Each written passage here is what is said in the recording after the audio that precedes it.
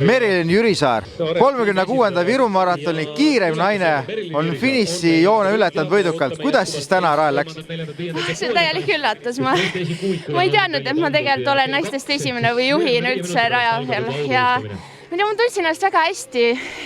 Suusad olid head, ilm oli hea, kõik läks nagu hästi ja ma tundsin ennast nagu värskelt.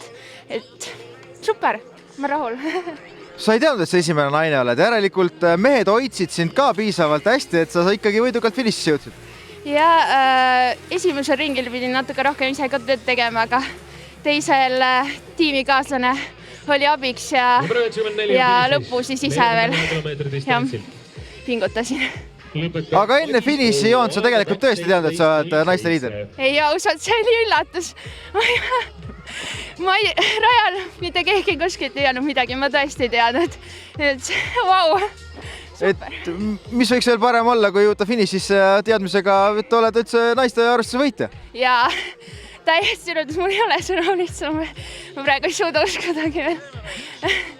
Kuidas muidu edasised plaanid on? Kas sa plaanid terve Estoloppeti sarja kaasa teha või mis stardid sul veel plaanis on see hooaeg?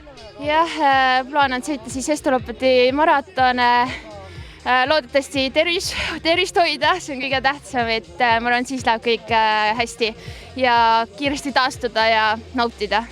On sul selleks hooajaks ka mingisugune eriline eesmärk paika pandud, kus sa tahad nagu kõige paremas hoos olla? Niimoodi otseselt ei ole, lihtsalt tahaks iga maratoni nautida ja tahaks tunda seda värskust nagu seegi, aga arvatavasti hakkab see nüüd väsimus väikselt kogunema, aga loodetavasti ma suudan nagu hoida oma taset ja kõige tähtsam on see, et ma hoiaks ennast tervena nagu püsiks ja joot.